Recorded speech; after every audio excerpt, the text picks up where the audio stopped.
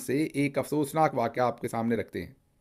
पिछले हफ्ते शुमाली वज़ीरिस्तान में ड्रोन हमला हुआ था, तो अब जनूबी वज़ीरिस्तान वाना के करीब ये ड्रोन हमला हुआ है, जिसमें अभी तक जो हमारे हाथ लिस्ट आई है, एक्सक्लूसिव लिस्ट आपके सामने रख रहे हैं, उसमें 22 अफराद जो हैं वो शदीद इसमें ज़ख्मी हुए हैं। कुछ इसमें माइनर ज़ख्मी हैं, लेकिन कुछ बहुत शदीद ज़ख्मी भी हैं इन 22 अफराद में। ये वो लोग हैं जो हॉस्पिटल तक पहुंच सके, ये वो लोग हैं जो इसमें शहीद नहीं हुए हैं। अब हमें नहीं पता इसमें शहादतें हुई हैं नहीं हुई, अगर हुई हैं तो वो इस हॉस्पिटल पहुंची हैं या कहीं और पहुंची हैं उनकी डेड बॉडीज़, ये अभी तक हमारी इन्फॉर्मेशन में नहीं है, क्योंकि डेवलपिंग स्टोरी है। लेकिन अभी तक जो डॉक्यूमेंट्स हमारे पास हैं वो हमें ये बताते हैं कि जनूबी वज़ीरिस्तान में ये ड्रोन हमला हुआ है, जिसमें 22 के करीब लोग जो हैं वो इसमें ज़ख्मी हैं, कुछ माइनर हैं और कुछ को बहुत ही सीरियस और क्रिटिकल इंजरीज जो हैं वो आई हैं। अल्लाह इन सब को महफूज रखे, जो भी इंजर्ड हैं इनको ज़िंदगी दे, इनकी हिफाजत फरमाए। लेकिन अब सूरत हाल ये है कि अब से 7 दिन पहले, एग्जैक्टली 7 दिन पहले तकरीबन, ये शुमाली वज़ीरिस्तान में एक ड्रोन हमला हुआ था, जिसमें 4 बच्चे शहीद हो गए थे। पहले 3 से 4 दिन तो कोई नहीं बोला, उसके बाद DGISPR साहब ने फरमाया कि ये ड्रोन हमला हमने नहीं किया, ये तहरीके तालिबान पाकिस्तान ने किया। अब ये और भी परेशानी की बात थी। पहली बात तो, क्या अब TTP के हाथ ड्रोन चढ़ गए हैं, मतलब उनके हाथ ड्रोन लग गए हैं, अब वो ड्रोन से भी हमला करेंगे?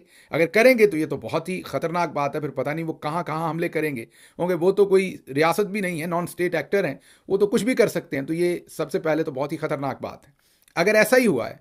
फिर दूसरी खतरनाक बात यह है कि जब उन्होंने 4 बच्चों को शहीद कर डाला, वो ड्रोन अटैक करके जो मीर अली में किया, तो हमने उनका वो ड्रोन बच्चों को शहीद करने से पहले क्यों नहीं गिराया? ये दूसरी खतरनाक बात है। और अगर हमने नहीं गिराया तो उसकी वजूहत क्या हैं वो भी पता होनी चाहिए।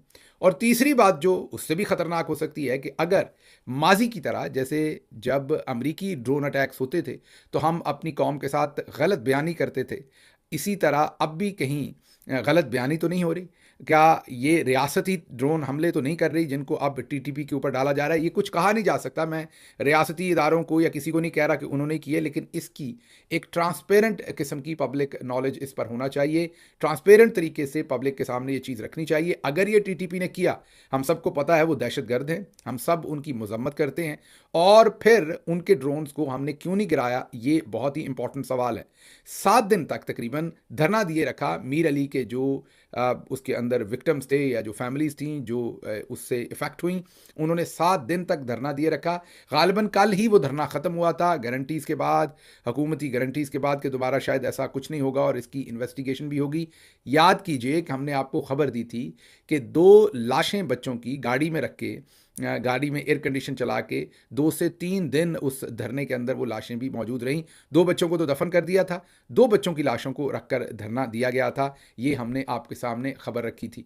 अब उसी तरह की खबर हमें बदकिस्मती से इसी वीक के अंदर या एक हफ्ते के अंदर अंदर हमें जनूबी वज़ीरिस्तान से भी रखनी पड़ रही है। ये बहुत ही अफसोसनाक डेवलपमेंट है। हमें उम्मीद है कि इसके ऊपर ट्रांसपेरेंसी के साथ आवाम के सामने सब हकायक रखे जाएंगे, क्योंकि इसमें इमरान खान जेल से बाहर नहीं है। अगर वो होते तो बहुत इफेक्टिवली आवाज़ उठाते।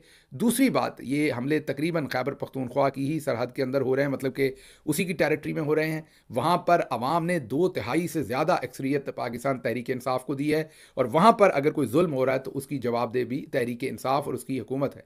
तो इसलिए बहुत ज़रूरी है कि इसके अंदर ट्रांसपेरेंसी के साथ तमाम मामला जो हैं वो अवाम के सामने रखे जाएँ। अब चलते हैं अगली खबर की तरफ, और अगली खबर के लिए चलेंगे ईरान, मशहद, जहां पर हज़रत इमाम रज़ा, जी हाँ, उनके मज़ार के ऊपर हाज़िरी दी है जनाब मोहसिन नकवी साहब ने। जी हाँ, इमाम रज़ा जो हैं उनका जो एहतराम है मुसलमानों की नज़र में, वो आप सबको पता है। जो अब्बासी खुलफा थे, जब उनका पूरा जुल्म, जबर और ज़ोर चल रहा था, उस ज़माने में भी इमाम रज़ा ने, हज़रत इमाम रज़ा ने इंसानियत की बात की, मोहब्बत की बात की, रहम दिली की बात की, इंसानों को जोड़ने की बात की। और उनको गालिबन जो तारीख़ कहती है कि उसी वक्त शायद खलीफा मामून थे या कौन थे, मुझे एग्जैक्टली अब याद नहीं, जो हमने उस वक्त पढ़ा था कि उन्होंने ही शायद उन्हीं के ज़माने में, या उन्होंने ही उनको जहर दिलवाया था जब उनकी शहादत हुई थी। तो अब मोहसिन नकवी साहब पहुँचे हैं ऑल द वे मशहद, और वहाँ पर वो अपने गुनाह बख्शवाने गए हैं। और उनको भी उम्मीद है जस्टिस काजी अमीनुद्दीन की तरह के मशहद में जब वो हज़रत इमाम रज़ा के वो रोज़ा पर हाज़िरी देंगे तो वहाँ से उनको रहमतें मिलेंगी, वहाँ से उनको बरक़ात मिलेंगी, वहाँ से उनको माफ़ी मिलेगी। अब मुझे नहीं लगता, again I am with all due apology, क्योंकि जो कुछ मैंने हज़रत इमाम रज़ा के बारे में पढ़ रखा है, जो उनकी पर्सनैलिटी थी, एक तो वो बहुत ही पाए के स्कॉलर थे, बहुत ही आप ये कहें कि मोतबर उनकी आवाज़ है आलम इस्लाम के अंदर आज भी जब आप कुतुब पढ़ते हैं पुरानी, जो उनकी अप्रोच थी। और दूसरा जो बहुत ही इंपॉर्टेंट बात है कि एज अ पर्सन जो उनकी पर्सनैलिटी थी, उसमें भी वो किसी पर जुल्म करने के हक़ में नहीं थे। सबसे इंपॉर्टेंट बात कि वो जालिम हुक्मरान के सामने खड़े होने वालों में से थे। उन पर भी बहुत सियासी प्रेशर था, जैसे आज ज़माना है, और उन्होंने उस प्रेशर के सामने जान तो दे दी, लेकिन उन्होंने सबमिट नहीं किया। अब मैं हैरान हूँ कि ये मोहसिन नकवी साहब तो अब्बासी खुलफा के ही लश्कर में हैं तकरीबन, इस वक्त जो सूरत हाल बनी हुई है। तो अब ये वहाँ पर जाकर अगर जैसे जस्टिस अमीनुद्दीन साहब हज करने जा रहे हैं या वहाँ तशरीफ़ लेके जा रहे हैं, तो इनको इन्होंने अपने दिल को तो तसल्ली दी होगी। ज़ाहिर आप देखते होंगे कि हज पर, उम्रा पर आपको अक्सर ऐसे लोग मिलते होंगे जो पुलिस में हों और कत्ल के झूठे सच्चे मुकदमात में रिश्वत लेते हैं।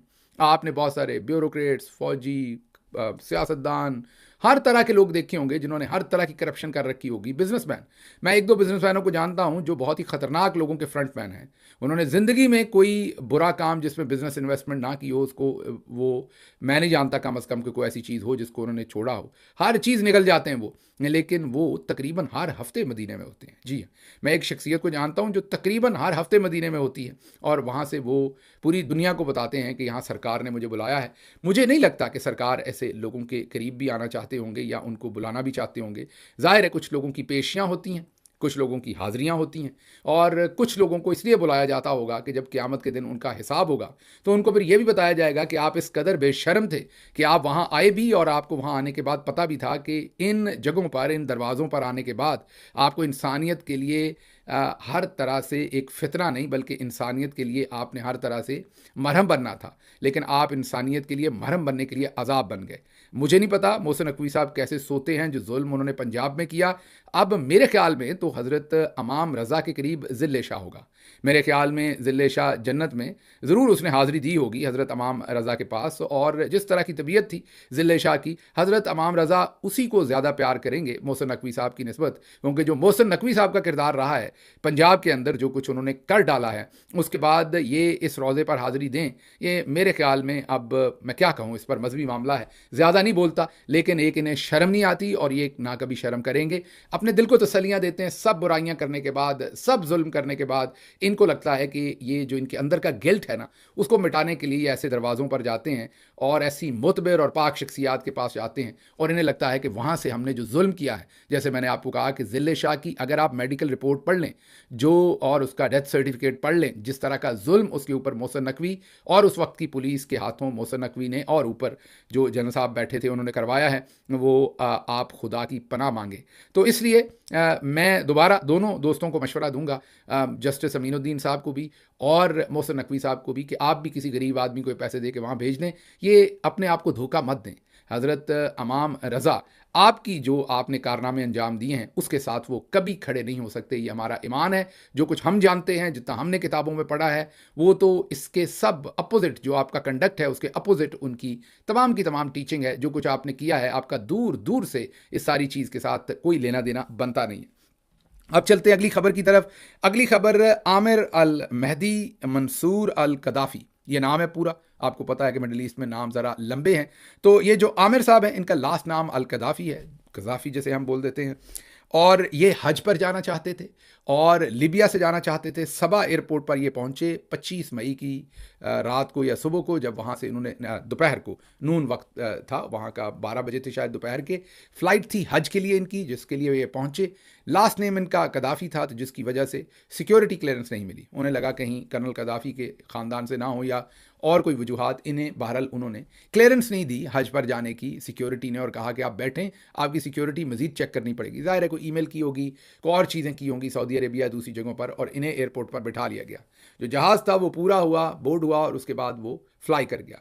जब वो फ्लाई कर गया तो उसमें कोई टेक्निकल फॉल्ट आ गया, जिसकी वजह से जहाज़ को वापस उतारना पड़ा, और जहाज़ जब वापस उतारा गया तो उतनी देर तक इनकी जो सिक्योरिटी क्लियरेंस थी वो हो चुकी थी, और पायलट को कहा गया कि अगर आप जहाज़ का दरवाज़ा खोल दें तो इनको सवार किया जा सकता है, क्योंकि ये इनकी सिक्योरिटी क्लियरेंस हो चुकी है। पायलट ने, जो हम रिपोर्टेडली कहेंगे, जो अखबारात रिपोर्ट कर रही हैं या सोशल मीडिया रिपोर्ट कर रहा है, पायलट ने इनकार कर दिया इनको लेने से, और फिर दोबारा जहाज़ रवाना हुआ। दूसरी दफ़ा जब जहाज़ रवाना हुआ, फिर उसमें टेक्निकल फॉल्ट आया और उसको फिर सबा एयरपोर्ट पर वापस लैंड करना पड़ा।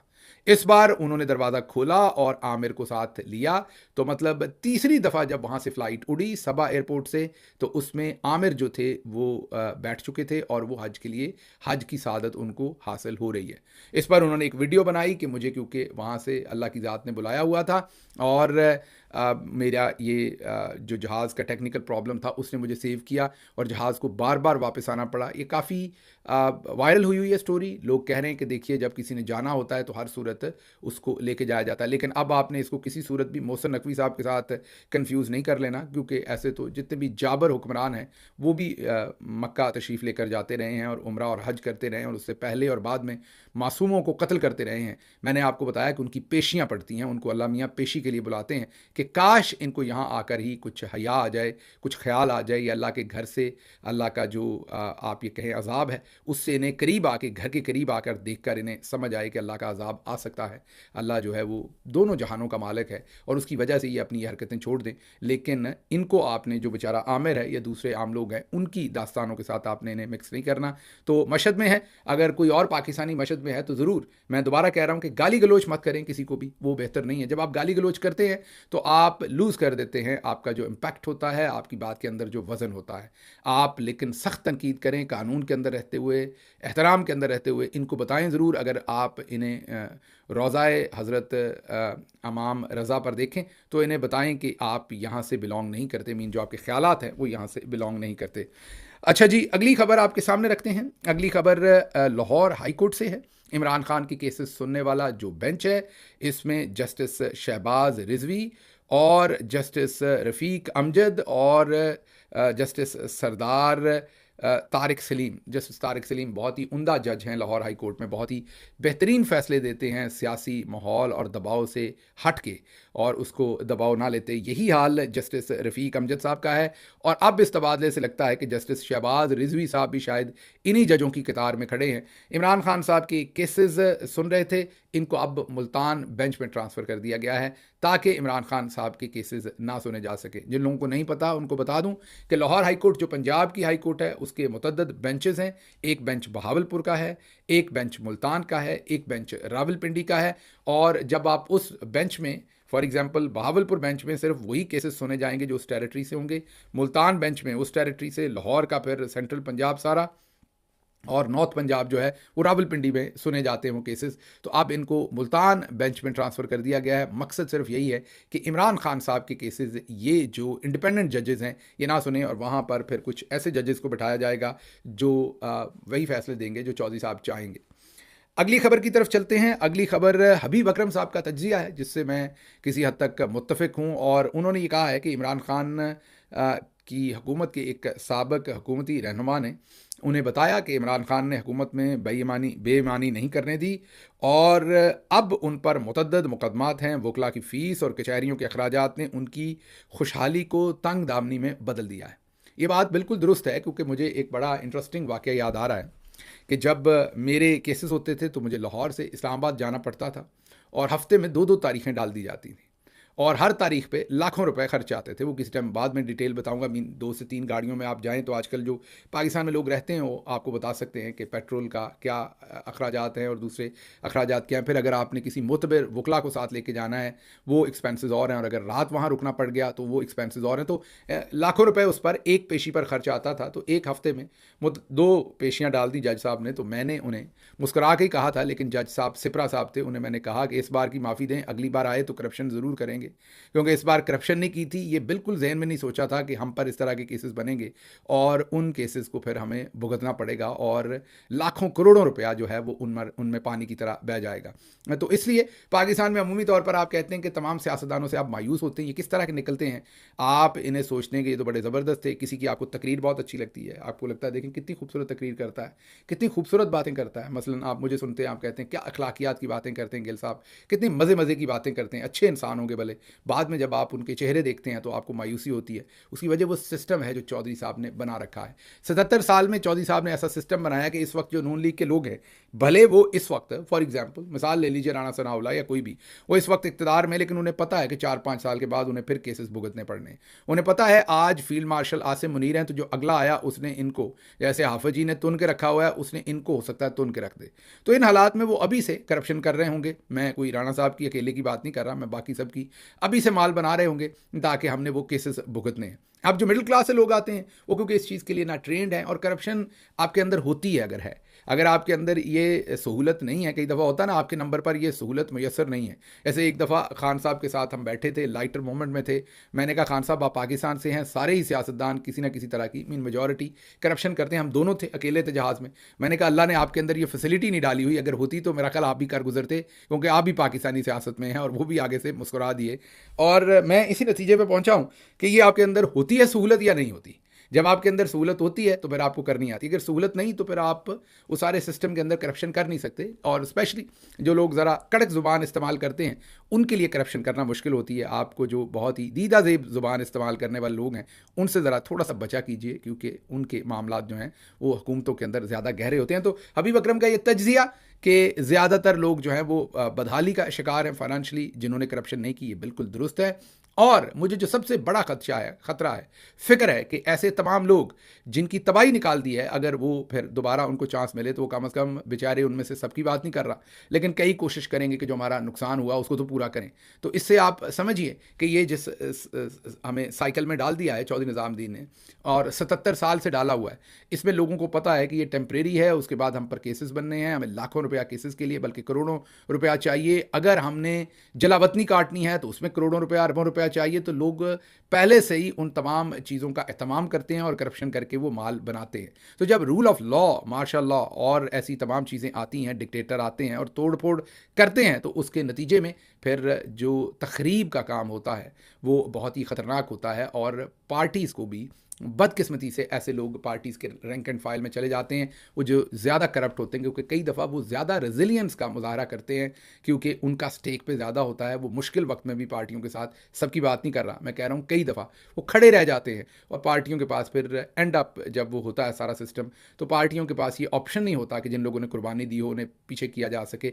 2008 में जब पीपल्स पार्टी की हुकूमत आई, या उससे पहले मोहतरमा की हुकूमत आई थी, उस वक्त जो पीपल्स पार्टी का वर्कर जिसने बहुत ज़्यादा कुर्बानी दी थी, वो उसके बाद हर चीज़ कच्ची खा जाना चाहता था, क्योंकि ज़ाहिर है डेप्रीवेशन तो है, गुर्बत तो है, ऊपर से जब जेलें काटी हों, कुर्बानियाँ दी हों, तो वो वर्कर फिर अक्सर कहता है अब हुकूमत आई है, अब हमारी बारी है, अब हमने रगड़ देनी है हर चीज़, जैसे मूली को नमक लगाकर खा लिया जाता है। तो ये वो जब सियासी इदारों को तोड़ा जाता है तो आप करप्शन की दाग बेल डाल देते हैं। ये चौधरी निज़ामुद्दीन का वो जुल्म है जो 77 साल से वो पाकिस्तान पर कर रहे हैं, जिसकी वजह से ना सियासी माहौल को पनपने दे रहे हैं या ना माशरे को पनपने दे रहे हैं। और जो अच्छे नाम होते हैं वो सियासत में आ भी जाएं तो उनकी कामयाबी के चांसेस बहुत कम होते हैं।